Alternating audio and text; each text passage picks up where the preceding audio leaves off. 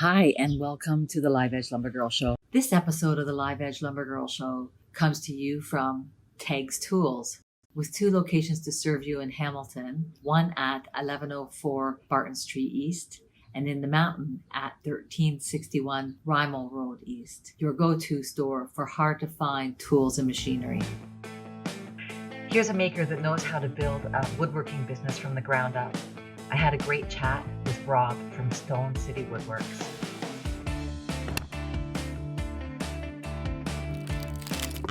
Welcome to the Live Edge Lumber Girl Show. Thanks for signing up. Well, thanks for having me. I'm honored to be part of it. I'm honored that you wanted to be on it, so this is really exciting. I guess we met about, 3 years ago when I went to Ottawa that time, and then I came and made a point to make sure to meet you. So, and I'm really glad I did. Well, next time you stop by, you're going to have to come visit our new shop. A new shop? Yeah. Okay. Moving to a new space in December. In December, okay. Okay, well, let's start talking about your beginnings, and we'll work our way into the new shop thing, okay? Sure. So I want to know, I actually don't know your history or how you started the woodworking gig. So, like, how long have you been woodworking? Did you go to school? What? Tell us about this. So I have like zero formal training. Never thought I would be a woodworker. My background actually is in marketing and public relations. So I went to college for advertising, public relations, and marketing. And then I worked in that industry in various capacities for 20-ish years. And I just, having worked behind a computer screen all day, every day, I was finally to the point where I was like, I need a hobby. And it happened to be like the holidays of, I'm going to say 2013-ish. And I was tired of buying just crappy presents for people. So I decided I was going to make my own. And so we made some like candlesticks out of 4x4s. And then what else did we start off with? Like leash holders for dogs. Okay. So a piece of wood with a hook on it where you put to hang it up, right? Hang it up. So we did that for a couple of my sisters, and put it on Facebook of, hey, look what we made. And then it kind of went from there. And then people would ask, can you make a coffee table? And I was like, sure, no problem. No idea how to. That's the only way you're going to learn. Never done it before. Sort of fiddled my way through, I think, where we all start with the, big box store lumber, not knowing anything about moisture content, not knowing anything about, wood movement, just screwing everything together and being like, oh, this is perfect. Throw some stain on it, and there you have a table. Right. A lot of lessons learned. Yes. That time. So how was that table? Did you? Oh, it's garbage. Oh, it's garbage. It's garbage. It cracked. It warped. It absolutely just fell apart pretty much. So what were you using? Pine? Oh yeah, just like Home Depot SPF. Right. Okay. Oh my gosh. Okay. Yeah.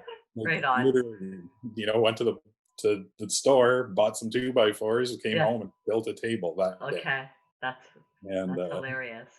Using plans off of the same plans everybody finds online when you start out. And, okay. those were the humble beginnings, and I did that all out in my garage. Yeah. So it was pretty much a hobby for, I'd say, 3 years. Kind of that hobby got more and more. At the time I was working at the newspaper. I was a graphic design supervisor. Okay, cool. So that's kind of where my creative eye comes from. Yes, I could see that from following your feed. Yes. Yeah. And it became 2000. So I've been doing this full time now for 4 years. So 2016, I had to decide, like, am I going to make this hobby into a business, or am I going to just stop doing it altogether, because I had no time to do anything else between my full-time job and my hobby. Right. And being in the newspaper industry, my job went where all newspaper jobs go, overseas, and so Yeah. I kind of got the kick in the butt to make a go of it. And so then I continued in my garage for a year full time, and then we got to the point where I needed space. I couldn't do it out of the garage anymore. It wasn't heated. There's no insulation, that kind of thing, right? Right, right. And so where you getting your lumber? Were you figuring that out where to get your lumber from and like that you needed to purchase kiln Yeah. dried So hardwoods? at that time, we had moved to hardwoods by then, so I was using a lot of maple at the time. Okay. And there's a sawmill here about, I don't know, about 45 minutes away. Okay. And so we got, basically, I'd go there for every project. Like, I didn't have racks or anything like that. Uh-huh. So each project, I'd go buy the lumber, bring it back, build I whatever I see. was building, and repeat. Yes. Okay. But yes, during that time, I definitely got a moisture meter and Yeah. did a lot of reading. And then, the help from the Instagram community was huge Oh, at the tell me time. about it. Yeah. And, Yes. reaching out to people like yourself Yeah. and that kind of thing. And yeah, so Cool. now we are 3 years at our current shop now. Yeah. And what, And 30,000 followers? Is that what I saw? yeah, it's something like that. Yeah, that's cool. So, Yeah, it means something, but it doesn't. It no, does yeah, mean it means something though. Yeah, there's, that's cool that it, you built that up. I think it's honestly, it means more to other people than it does to me. Like, Okay. I'm not going to say that it's definitely been helpful for some of the relationships I've been able to build with Yes. businesses Mhm. and that kind of thing and brands, but I'm still the same dude that if I had 10 followers. So Yeah. Yeah, I hear you. Right on. yeah. Yeah, so then when did you take the name Stone City Woodworks? So my first business name was rusticdesigns.ca. Okay. And when we decided to move from the garage to my current commercial space is when I changed the name. Okay. So for anybody who's not from Kingston, they probably don't understand the Stone City part, but the Kingston is known as the Limestone City. I knew it. And so I knew why. I get asked all the time from people that aren't from from around here. Oh, okay, okay. But I don't know how I knew that, I just did, so yeah, so I basically took the Stone City part Yes, and added the woodworks, and yeah, mainly the reason I changed it was because I didn't want to get pigeonholed into just doing rustic stuff. sure, sure. And there are a lot of names very similar to that out there. Oh Somebody yeah, maybe even already took that name, like, like that you dropped. So you moved into the shop. Is that the shop that yeah, that's the yeah, shop that I went to and met you at. And yeah. so did you hire people like to work for you at that point, or were you pretty much still on your own? Yeah, so for the first year, I kept plugging away on my own, Okay. and then a really neat opportunity came about actually. So the Canadian military has a special unit for guys and girls, the people who served who suffer from PTSD. Okay. And so there's this special unit that helps the soldiers transition back into civilian life. And they can work in pretty much any industry. So there was a gentleman here at CFB Kingston that was interested in woodworking, and that department, that unit, reached out to me to ask if I'd be interested in having this guy join me to help him transition back into civilian life. So I thought it was a good opportunity for all around. Yeah, And that's it worked. cool. It worked really well. Yes. His name was Dave, Yeah. and he was great. And he was with me for a year, and Okay. then so he transitioned out of the military and he moved back to his home in Edmonton. Okay, I see. And then I'd say 2 weeks after he left, I was like, okay, I can't do this by myself anymore. Like, we've got to the point now where the bigger builds, the higher end of stuff, and I really needed somebody that had, really good skills or someone Yeah. I could teach. Yes. And I was lucky that another guy locally, another local woodworker, was looking for an opportunity, looking for some work. His Yes. name's Mike. He's been with me for a year and a bit now. Yeah. And honestly, like, we wouldn't ever build tables like this one, Yes. without his help. Yes. He's been an amazing addition to the Stone City team. I don't even call him an employee. Like, Yeah. it's just we just work so well together, and That's yeah, awesome. he's That's been really with me. good. And then now, right now, we have a co-op student with us as well. Okay. So there's the three of us right now, and Right. we'll Right. see where it goes from there. Yeah. Right on. Right on. Okay. So, you're the first person that I met that was doing I don't even know, like the lake boards. Oh yeah, the lake maps. Yeah, the lake maps, right? Yeah. Okay. So, I like tell us a little bit about how you make a lake map. Like what goes into that? Well, so that all came from, we had a family cottage that was in our family for like two generations or three generations. My grandfather had built the cottage Right. at a lake locally here, and then when my dad decided to sell it last year, no, he sold it 2 years ago, and it was just, I was trying to rack in my brain of what a good gift would be, and I have a CNC Uh-huh. machine, so I was like, basically cut out the lake. At the Yeah. time, we'd been using epoxy for quite a while, so I was like, I'm gonna fill this cutout of the lake with epoxy, see what happens. And yeah, it turned out really well. Again, Yes. it's one of those things that you show on Instagram or Facebook or whatever, and it just exploded. Yeah, I know. Amazing. So They're I so think cool.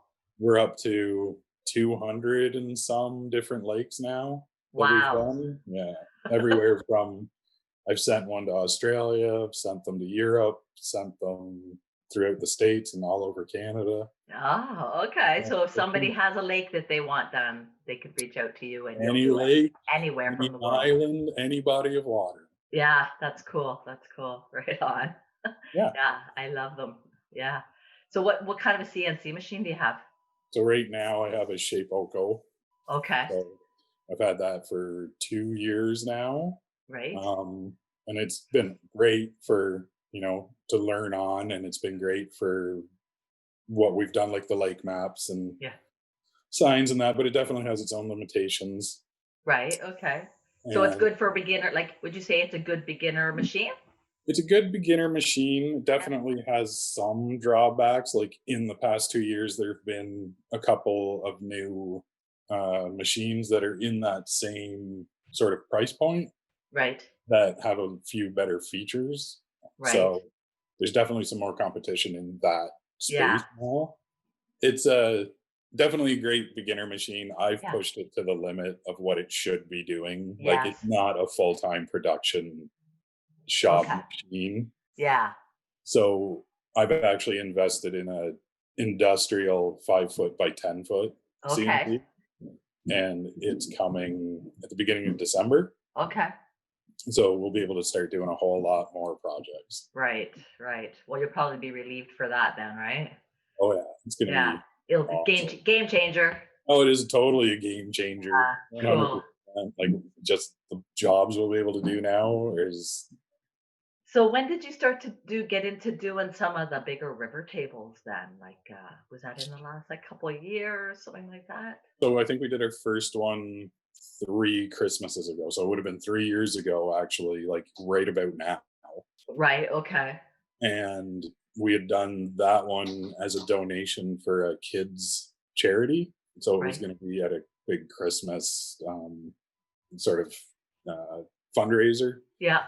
And so it was an auction, and we did it to donate to that. It was an interesting experience, that's for sure. Like, Yeah. I didn't start off small or anything. Like, went just full You on just went full table, on big table, just do the pour, and now what? Like, pretty much. yeah. So it was definitely also a big learning experience. Yeah. Um, but Did it even that, leak? pardon? Did it leak? Yeah. Oh yeah. Of course it did. Of course it did. Yeah. Well, the first ones always do. I know. Yeah, it's an expensive Is it? learning Yes. Yeah. educational point. So, Obviously. did you discover what like the challenges of sanding it and all that time at that point? Like, were you prepared to do what needed to be done? We had the tools and that Yeah. kind of thing to do it. Yeah. I didn't realize exactly how much Yeah. work there was to it. I Like know. when it's just so overwhelming the first time you do a big one like that. Yes. But even saying that now, like if the guys who are guys and girls and who are Yeah. starting out now, I can learn from all of us pioneers, That's all of our true. mistakes, right? So Yeah. like, Like me. Yeah. just even the HDPE molds Yeah. now that are like anybody can really afford it, so you don't have to worry about taping, you don't have to worry about like making sure all your joints are all sealed. I mean, some molds you do, other ones are already plastic welded, so Yes. there's really nothing to do except put your pieces in and pour. Right. um but yeah, and then I think that's part of where I felt like that's where I gave back a lot of my knowledge, I guess you could say, on Instagram. Was we did so many pours, and I worked with a couple different epoxy companies, and I was able to do quite a bit, whether it was charcuterie boards, tables. We did a lot of coffee tables, that kind of thing. So Yes. it seemed like we were doing epoxy every couple of weeks, and Yes. now we're doing it literally 2 tables a week. Yeah. Okay. Right on. So it's become like I just bought my second dining table sized mold.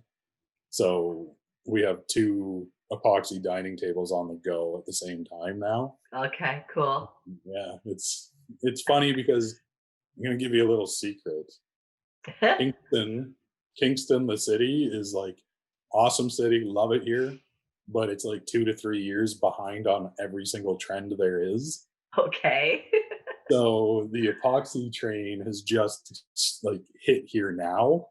Oh. And because we've been doing it for so long, we kind of became known as the people to come to in The Kingston. go-to people. The Okay. people of Kingston for Yeah. epoxy.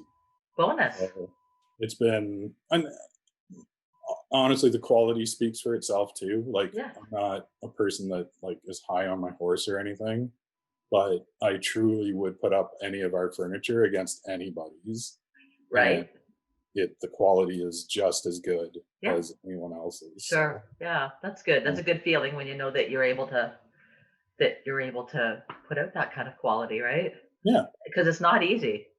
there's Like a it's lot of absolutely work. not easy. I just started working with epoxy and Yeah. yeah. Well, so well, like basically when you're getting into the epoxy game, first place you go is YouTube, right? Check Yeah. YouTube. All And they ever show is the beginning and the end. they don't show you the hard stuff in the They don't middle. show you all of that stuff in the middle. Yeah.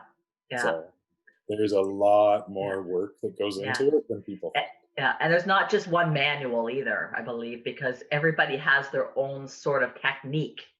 Yeah. So you got to kind of you can borrow ideas from different makers and YouTube and all that, but you really have to find your own technique and your own way of doing it, right? Oh, absolutely. Like, Yeah. nobody does it the exact same way. You got to, Yeah. and that's a good thing because it gives you Yes. your own style, right? Yes, exactly. Yeah. Yeah. Like we do, I'd say 90% of what we do now is with rotten wood, right? Like we don't do a typical river table where you take one nice slab, cut it, Yes. turn it, and do a Yeah. river down the middle. We take the most I know. disgusting wood that there is Yeah. and then turn it into something just incredible. Right. So do you seal that wood before you do a pour? So I used to. Okay. I've never had a problem. I've never had a failure, Yeah. delamination, anything like that. Right. But in saying that, it just made a whole lot more sense to me. Someone once explained it that the epoxy itself, you got to think of it as like millions and millions of little fingers that reach inside the wood and hold on once it's Yeah. fully cured. So when you do the edge treatment and seal those edges, you're creating a barrier for that. Yes. So you're going to get micro bubbles out of it. Like Yeah. there's just no way around it. It is going to happen. Yeah. But I'd rather have a few micro bubbles that you can't really see, Yeah. as opposed to a giant chunk of epoxy falling off your table one day. Yeah, I hear you. Yeah, So I've heard that about that. Yeah, it could happen. I haven't had anybody tell me that it happened, but the thing I is, guess it could. it's still so new relatively, Mhm. right? Like really, it's only been around for what, 3 years, maybe 4? Yeah, I would say 4 years ago it started because when I came into the industry, like I couldn't sell a rotten slab for like if somebody came in and wanted to buy a slab with cracks and holes in it, I loved them. Like I like loved them. I was like, oh my God, I love this person. I want to know what they're gonna do with this, right? But people would want to buy slabs that were like, no, it has to be no holes, no cracks, no knots. Yeah. Like that doesn't exist. Yeah. So Yeah. maybe And the thing I like about it is like, you take all of those ones that were unsellable before, and first of all, now you can sell them, but yes, more totally. importantly, they're not being turned into wood chips or going Yeah. to a landfill or whatever. Right now, those rotten pieces are the ones that people like me want the most. Yeah, I know that. So I know. It's like I want to have because I'm selling epoxy as well now out of my shop, and I want the slabs with the holes because then I can sell my epoxy. yeah, exactly. Yeah. So, and really, people don't even they want epoxy, and even if it's just a little bit, they just Yeah, want that pop of color or something to add some character. Not that they already don't have the amazing character, but um, yeah, it's just interesting. I've watched the industry myself because I was around even before you, yeah, and to grow into what it is now with the whole epoxy trend and to see what everybody's doing. I wondered, where's this going? People were starting off by filling little cracks. And then all of a sudden it's like, oh, somebody's pouring a river table, and then people are buying rotten slabs and creating these crazy tables that are like yeah, diagonal or whatever, right? So yeah. yeah, Well, it's just it opens up the world of yep. creativity. So speaking of opening up like the whole design, the no limitations to design, what's going on with these guitars? Yeah. So you're So making epoxy and wood guitars now? we are. Yeah, Okay, that's cool. Are you doing a whole line? we're going to. Okay. So the one that we just finished was actually for a customer. Yes, okay. So he came to us, like, this was months ago that Yeah, he came to us. So it was it was an interesting process. So I cut the body out yeah. on the CNC, and Okay. then that was where some of the limitations of the Shape Oko really started to show themselves. Yeah. And so we decided we were going to do a few. We did one epoxy one, and then we've done a few solid body walnut, a couple maple, just Okay. locally for a couple of friends. But with the new CNC machine coming next year, we're going to launch an entire line Of guitars. of guitars and basses. That, do you play? The funny thing is, neither neither one of us play. Oh, okay. So did you have to do a lot of research to learn how to? Yes. So I drew up a couple of plans. I drew up some CNC files, did some research into like the exact specs of certain models, drew the plans out, cut them. They seem to be good. But we're getting our actual expertise from a couple of local guitar players / enthusiasts. Okay. So we have one guy who's doing all of our electronics for us. He's testing them all, and he's like our quality assurance guy. Right. Okay. So yeah, it's gonna be pretty cool next year when we That fully is exciting. You're gonna have like a whole wall of guitars, like for sale, sort of thing. That's yeah, what I envision. It's like yeah. all these crazy colors and stuff. It's gonna be, so we're gonna have its own website, and it's gonna be Okay. probably, I think we're gonna open up its own business. Yes. So it'll Okay. be Stone City Guitars or whatever. So that's so cool. I like that.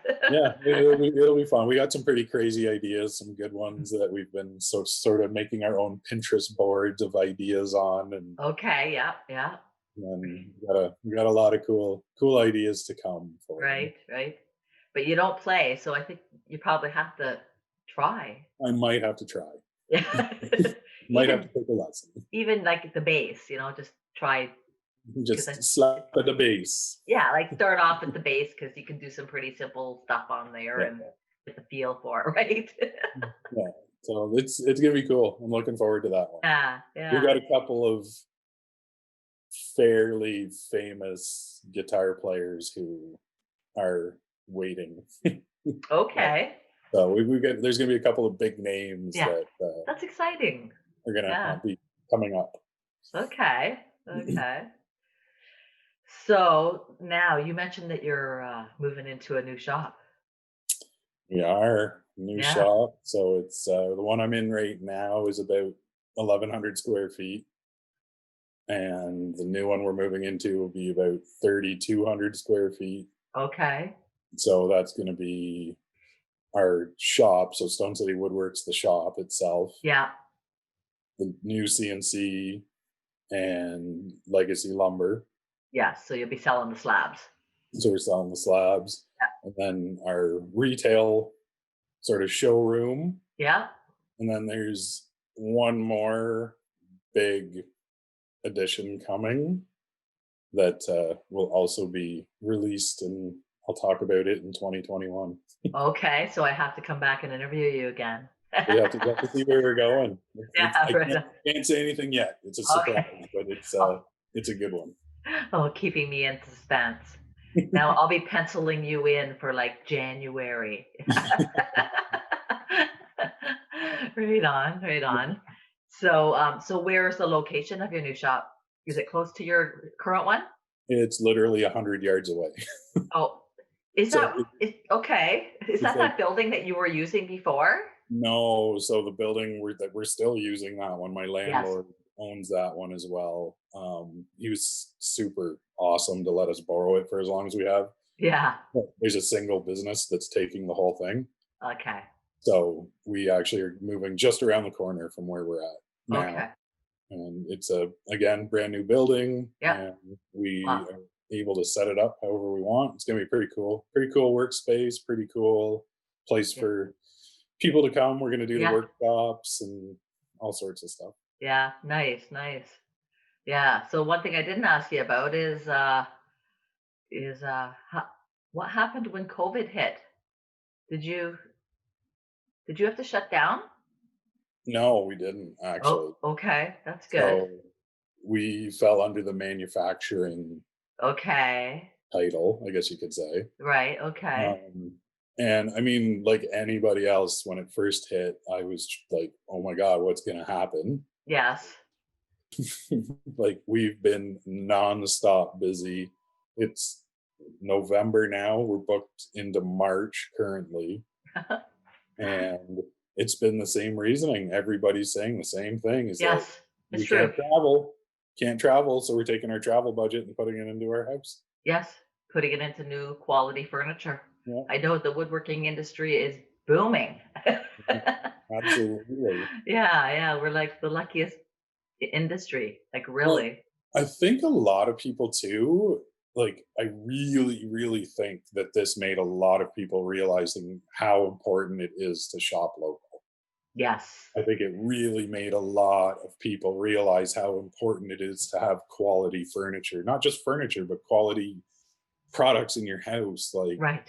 you know, Right. That come from a local woodworker, artisan, whatever it may be, right? That yeah, like support your own people. supporting your own community, Yes. supporting, like, I really think that this was a huge eye opener for a lot of people. And I'm really excited about going forward. I think, like, even for me, like, I was guilty of, I'd shop on Amazon or Right. whatever. Um, but I've made the conscious effort to really look locally Yeah. first Sure. to try and get whatever I need, Right. because I know how important it is to support, our fellow business owners and stuff. And they support me, I support them. Yeah. And Yeah. It it's goes back and forth. It's sort of like almost like you're exchanging money, but I mean, like it's almost like a barter thing, right? Where you kind of like kind of, yeah, you end up doing business with someone, but they're doing business back with you, so you're helping yeah, each other, right? exactly. Yeah, yeah, that's awesome. Like um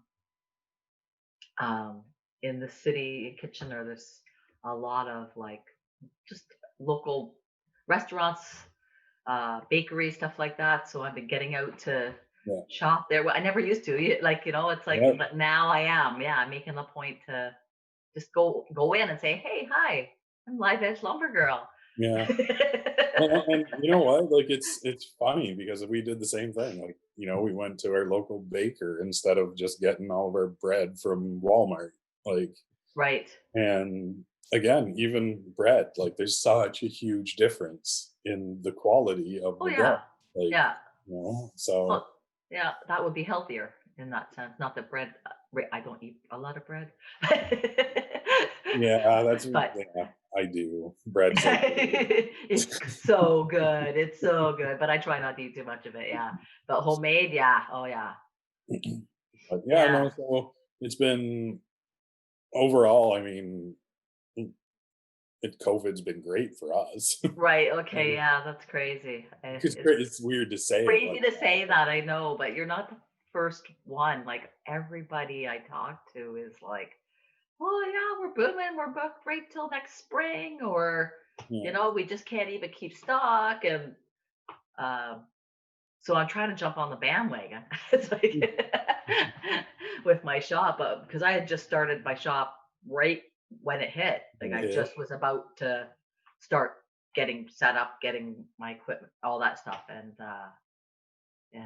so that kind of all got put on hold. But now I'm like ready to jump in. But I'm thinking like, well, I'm not going to jump in and start making big river tables, but charcuterie boards.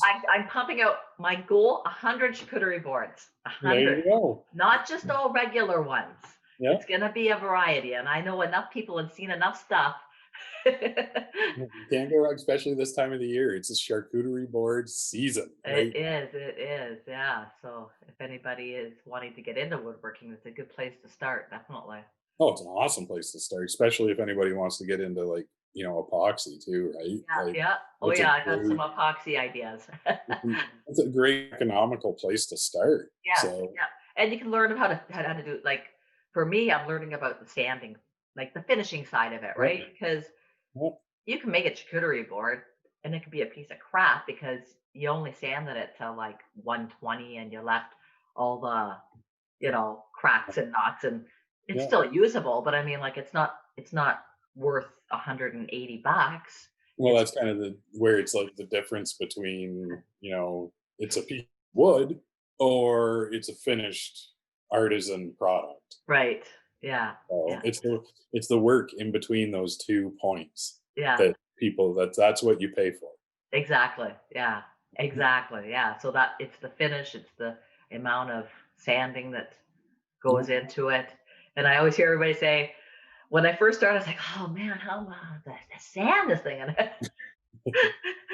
And Alex over at Englewood says to me, nobody likes it, but that's what you got to do. It's Yep. like, 100% true. yeah. Like, Yeah. you make So, the best out of it. Like, I throw in my earbuds and throw on yeah, a podcast and sure. Yeah. Yeah, for sure. And I think that it's important to, one thing is having the right tools, yeah, right? Makes life easier. Invest in absolutely. some good tools. Yeah. Well, The job. it's totally true. Like, what's that saying?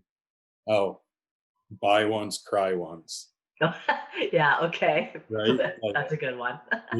so if you invest in the tools. Don't just Yes. go buy the cheapest, crappiest thing you can to get the job done.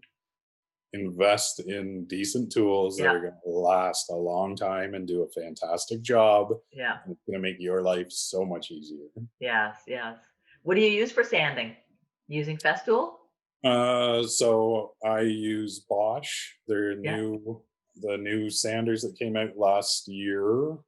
Yeah. So we have two of those, the two 6-inch. Yeah. I have one. I love it. Yeah. So It's like, honestly, wow, this is like awesome. I have a Festool, I have a Rotex, and again, like I have lots of Festool tools, Yes. and they are great. It's an investment. Bosch, I think, came right. They put out a perfect product. Yeah. Even like we have the Bosch track saw as well that we've been using a lot recently, Okay. and for the money, you can't go wrong with it. Like Yeah. it's the sanders are great, the routers are great, the track saw's been great. Yeah. Like it's definitely There you go. they're putting a push on Festool for Yeah. sure. Yeah. That's good. Somebody has to. Yeah. Nothing against Festool. Well, Of course. Festool's awesome. I mean, Oh yeah. you can't get a domino anywhere else. So Well, exactly. I know. I can't afford that, but not yet. put it on the list. It's Put it on the definitely a list. problem. Yeah. Yeah. Well, I'm working out of my garage right now. I'm more fortunate than some people. Some people are working out of a single car garage. At Yeah. least I got like a double and a half, I think, more or less. Nice. Yeah. So, but storefront next year. That's my plan. Good for you. That's Yeah. awesome. Have to Yeah. come visit and see it. Yeah. I'll if we can do an open house. I'll do a big open house and all Yeah, that. And I actually would love to do a maker meetup. that would be cool too. Tell me what are you doing for the Christmas rush? What do you got going on? What don't we have going on? So you got two Uh, dining tables, right? You we've got two dining oh, tables going. we've got 9 dining tables Oh, lined up. for before Christmas. We- Two of them for sure. Yeah. Two, Okay. two of them for sure for Okay. Christmas. The rest, I said we will see what we can do, but I'm Right. making no promises. Yeah. Like I said, charcuterie board season is here, so I actually have our co-op student John. He runs his own woodworking business, Okay. so he makes charcuterie boards for us, and then we have another local maker who's also making them for us. Okay. So that's taking kind of some of the stress off. Yeah. Um, but the lake maps, just they start in October and they don't stop until December 24th. Yeah. Really. And those are the big ones. I mean, it's actually kind of nice that there's other people that have taken the idea and decided to Yeah. Give her a make them whirl. as Yeah. well. It takes it off of you Takes it off of me. So, because you have so many. well, and it's like, the sincerest form of flattery. Exactly. Right? Exactly. But so, yeah, lake maps are, I think we've done 14 so far this week. And it's Yeah. Tuesday, When Wednesday. it's Wednesday. Yeah. Yeah. It's So we've Wednesday. done Yeah. 14 so And far. you've this done 14 already. How long does it take to CNC a lake map? That's something I week. didn't ask. Anywhere, honestly, like we do one It of depends. Vancouver, like we do Vancouver Island. So we cut out all of the wood except the island.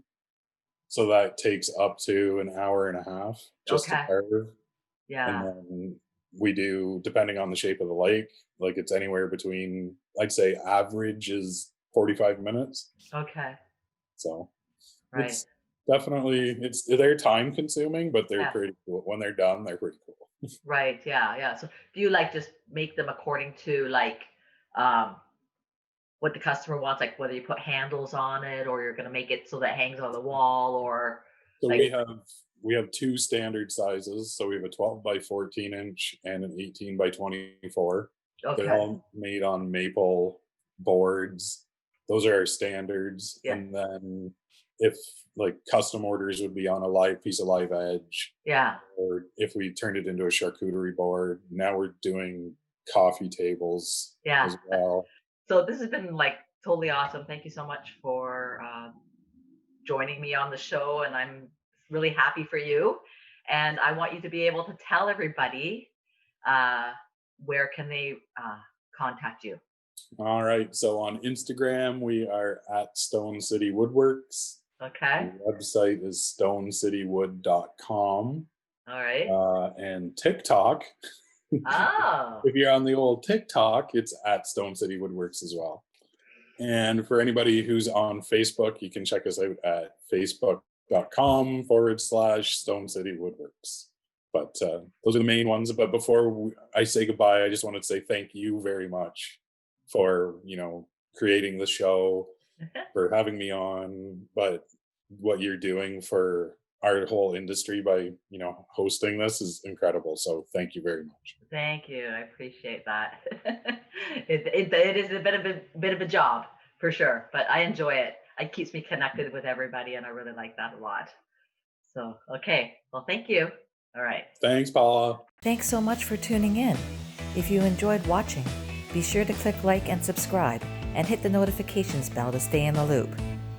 If you have any questions, or if you would like to be featured on the Live Edge Lumber Girl Show, leave a comment below. Until next time.